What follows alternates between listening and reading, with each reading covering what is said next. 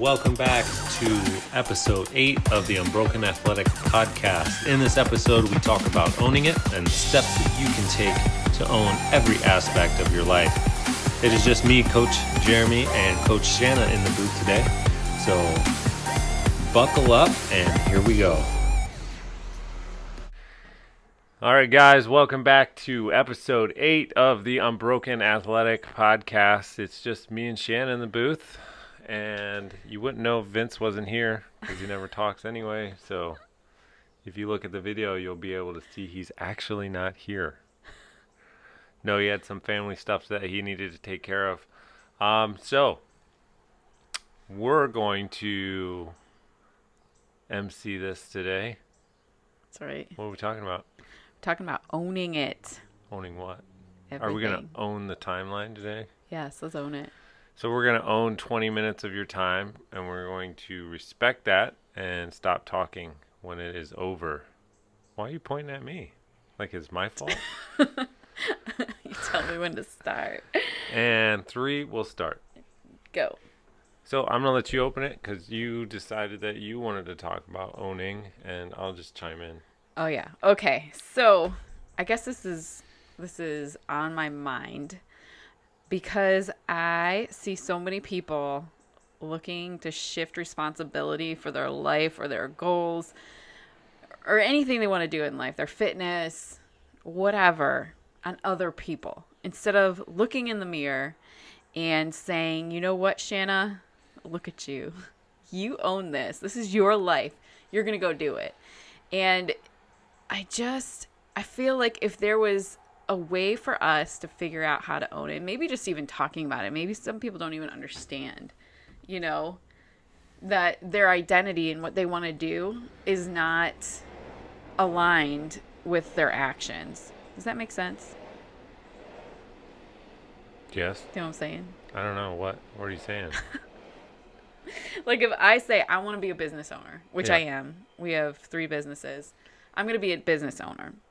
But my time, if my time is spent watching TV, going out on the weekends, not doing what I'm supposed to be doing, then my actions are not aligned with what my goals are. And then there's all this guilt and stuff tied into it. Do you know what I mean? Yeah, but you just didn't. I guess we didn't just wake up that way. You know what I mean? Right. And I think owning that portion now is a lot easier to say because of all the steps that you took to do that. And I think we should go back to owning the first seed of thought. That's good. Okay. So when did it start? When did it start? Right? Yeah. I mean, for me, I've always wanted to be an entrepreneur. Yeah, that's one thing. Everybody wants to be successful. Everybody wants to make a lot of money. I'm not sure everybody wants to. You think everybody wants? Yeah, I guess going back to mediocrity.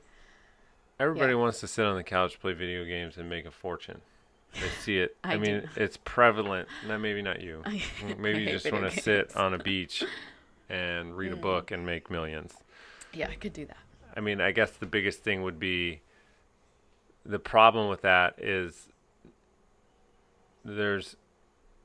it's not going to happen unless you're in some fantasy land or, you're a trust fund kid, and you got Which those people lose all their money most times. a lot of times anyway. they do because they have no filter. But so I guess I don't even know what I'm trying to say, but not everybody wants those things, right? Everybody wants 6 packs. I mean, they're nice. Abs, maybe. Yeah, everybody wants to lift a 500-pound bar off the ground in some form or shape or fashion. But at the same time, like, what are we getting at? The responsibility part. Just like, where did that kick in? Yeah. You can't, I mean, you always, yeah, that's what you going back and saying, I've always wanted to be an entrepreneur.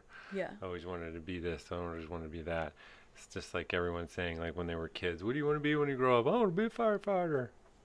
Well, right? I think that, well, yeah, depend if someone didn't put that in your head. I mean, a lot of us are living out a life that was put there by other people. Hmm. And then we wonder why we're so miserable. We're like, oh, I just needed to go get a good job and go to college and do these things. But maybe you didn't, And I feel like your whole life, there's been clues to what you were put on this earth to do. And until you figure that out, and like really, I think for me, it's been a journey of discovering who that is. Like, why did I always want to be an entrepreneur? Why did I always want to do that? I've always been fascinated with like, Struggle. Shit. yes. I've always been fascinated with creative ideas and ideas that solved problems, and like, how did they come up with the idea of like, sticky notes or pool noodles? I've always been fascinated with in marketing and all that kind of stuff, and so there's been clues in all the shows that I used to watch when I was a kid, and all the things that I used to do when I was a kid, the toys I used to play with. It all pointed to why I was put on this earth, and I've spent over a decade trying to uncover what that true purpose is. And the closer I get to who that person is, the more alive and the more that I can fully take responsibility of what I'm doing. And I think a lot of people are living in I guess it would be, I don't want to say false, but it's kind of like a false identity. And you can never be who you're not created to be. And so it feels wrong. And you can't be passionate about it, and you can't own it. And I'm not even talking about being an entrepreneur. You could be like put on this earth to be the best stay-at-home mom ever.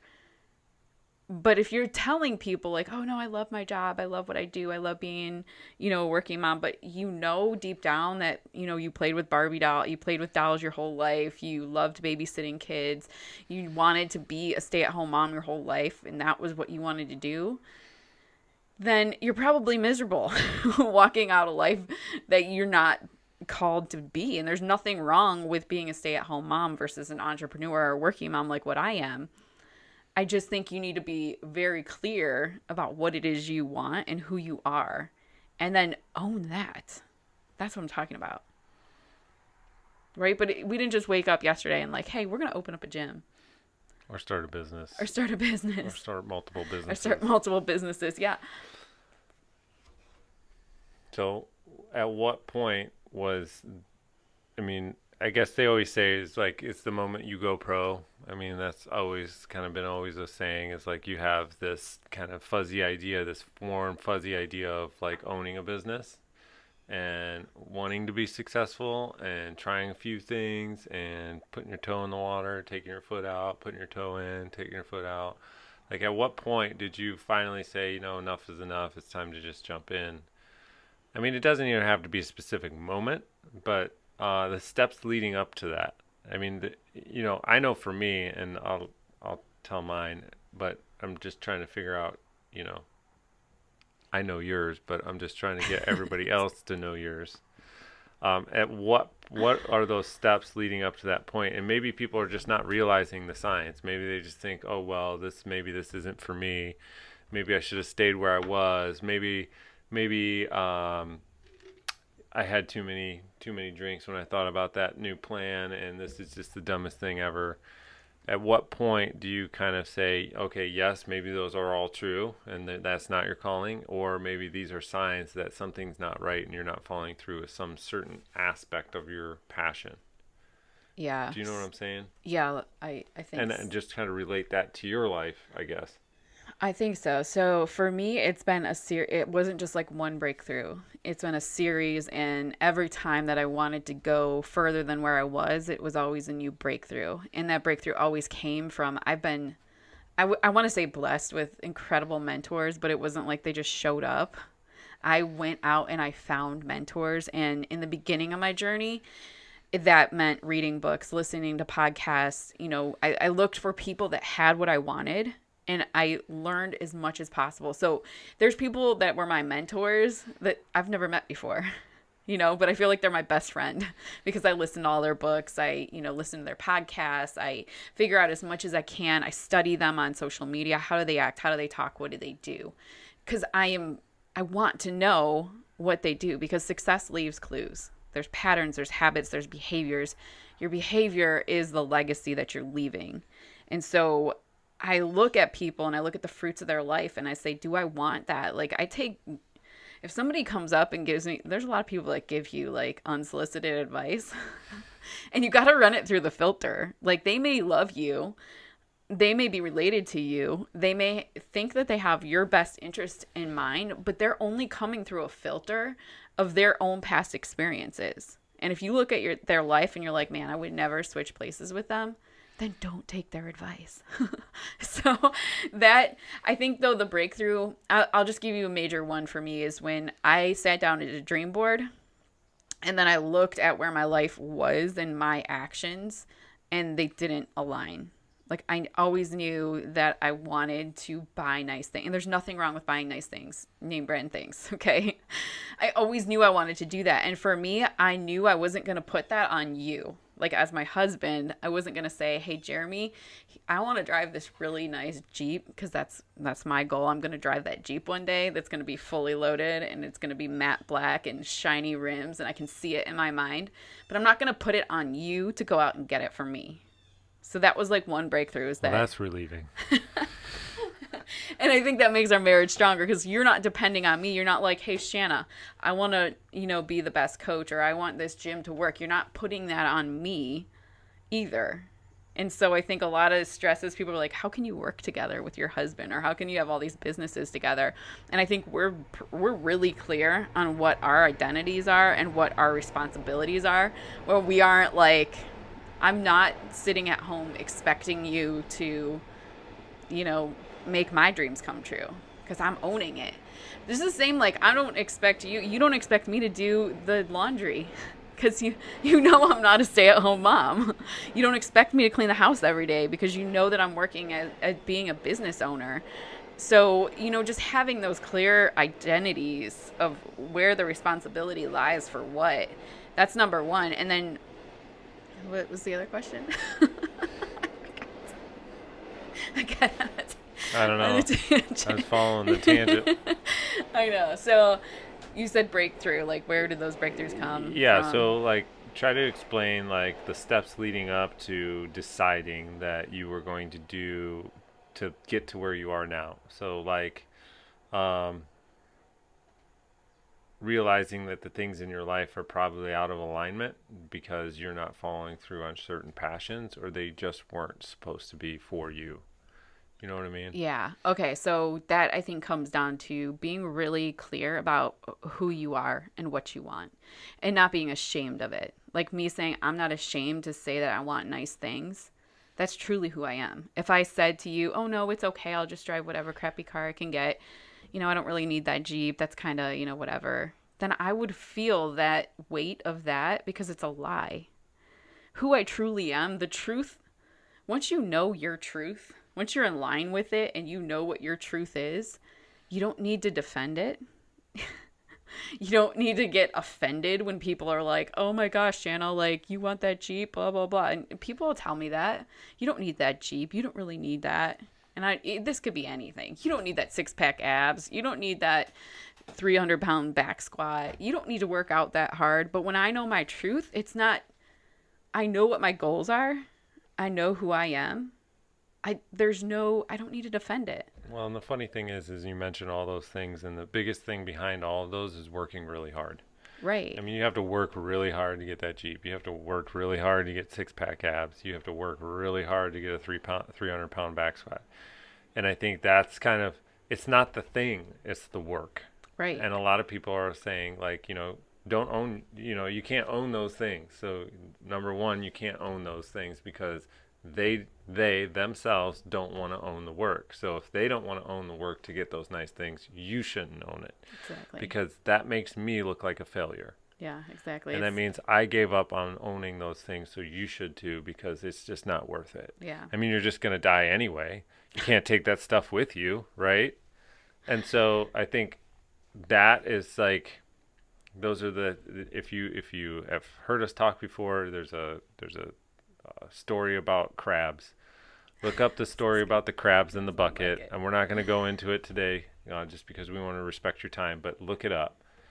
when you put crabs in a bucket and one of the crabs tries to escape. That's all I'm going to say. But that's the thing but what I want you to focus on is so instead of what people need to work on, what I want you to do is just kind of explain, I was here and I realized this is not my path that I wanted to go on. And then what did you decide? What did you start with? Where did you start? So go back 5 years ago, pregnant, no idea what you were going to do. Oh, like when I got fired. A whole That lot, part. yeah. Like a whole lot of things gone wrong. At what point did you say, okay, something has got to change? And then where did you start applying yourself? And then what did you take away? What did you sacrifice Okay, so to own your success? 6 years ago is when I was let go from my job at 5.5 months pregnant, and I had to go walk and get put onto welfare. And in that moment, I think at the bottom, you realize like my best thinking and everything, I did everything right. I got good grades. I went to college. I graduated with honors. I had an assistantship, an academic assistantship, because I performed so well. I got my master's degree. I graduated cum laude. What is it? How do you say it? I don't even know how to say Yeah. it. And so I did all the right things. And I just remember thinking, I knew it wasn't right when I was walking through it. I was just going through the motions because I was letting people tell me what I needed to do. And I remember in that moment being like, I'm not going to do that anymore. I'm going to do what I want to do, and I'm going to live it out. And when you take that full ownership, I'm going to be responsible for my failures. I'm going to be responsible for my success, and I'm going to own the work. I knew it wasn't going to be easy. We were in thousands of dollars of debt. I was on welfare. I was pregnant. We were living with my dad. It was not like this glamour thing. You know what I mean? So we climbed out of this hole. And I think I just decided that I wasn't going to tolerate excuses from anyone. Not from myself, mostly. That nobody was going to show up and be like, here's all your dreams on a platter. Great job, self. Like, here you go. And I think up into that point, I was just hoping things would get better. And that's one of my favorite things to say right now is hope is not a strategy. And so I started researching, how do I create a goal board? How do I write goals? How do I backtrack and figure out what steps I need to take? And I put stuff like TV I took that off. I looked at my friends and I said, are they going anywhere? Are they doing what I want to do? And if they weren't, it's not that they were bad people, but they did have to not be influences in my life anymore. So I had to remove some people from my life that were on the hamster wheel that weren't interested in changing or getting better. And that's hard for me because I'm a people person, but you have to protect who's in your circle and what mindsets you're accepting as your own, because they're like, it is contagious. It does wear off. And so I think those were I decided who was going to be in my inner circle, who I was going to be around. I started reading and researching and studying and coming up with a plan and writing it out, like paper, pencil, writing it out. And then, all the vision boards that are all over our house. I believe in that, because where you see your life goes in the direction of the things that you put in front of you. So if your house is, your wedding pictures from 10 years ago, that's who you're looking at that all day. Like, we update our pictures all the time. We have the goal boards I update all the time. And so I think those are the most important things, like not just hoping things will get better, actually coming up with a plan and then finding the people to make it work. So essentially just owning your path. Yeah. Not necessarily knowing where you were going to go or saying or dictating, this is my life path, I'm going to will this into existence. You just own the pitfalls that come along with that. Yeah. And that's the number one thing that I've always learned is like when, life will throw you the curveball to test you. Yeah. And that's where I feel like a lot of times people get knocked back and they're like, well, I tried that and it didn't work. And obviously the universe doesn't want me to do whatever. And so it did this and now I'm going to turn around and do nothing. And I think that's, the biggest test is as soon as you put that out there into the universe and you say, this is the direction I want to go with my life, you can guarantee you within 24 hours there's going to be somebody knocking at your door or calling you on the phone that's going to tell you how stupid you are or how dumb that idea is. Or what's your favorite ice cream? Or like if you want to lose weight, they'll say, hey man, we're going to this thing, this new festival came out, we got tickets for free, man. All you can eat pizza and beer. all you can eat pizza and beer for 72 hours. Yeah. And that's the universe is going to test your will. Yeah. And yeah. So I think having that strategy in place and just start small, right? Nobody's going to, Rome wasn't built in a night, or Rome wasn't built overnight, or whatever that is, whatever that saying is. And so having those small incremental steps into your life that is going to ultimately make the change. But the key is owning that longevity, owning the commitments that you put forth, owning the people that you said yes to and the people that you said no to even. Yeah. So if you don't own those no's in your life, like, hey man, no, I'm not responsible, I'm not going out with you guys, you can better believe that your old life will re-own you again. That's okay? Right. And so we are right at 20 minutes. Boom. I didn't say really much of any of my story, so You're that's welcome. Good. All right, guys, we're going to wrap it up. You got anything to say, Vince? No? Okay. So Vince is silent again. He's waving to the camera. And we are going to shut it down. And yeah, we're still working on that thing. Yeah, it's coming out. It's coming out. We're owning it. We're going to own that. You just don't know. We're making changes. Okay, guys, we'll catch you next week.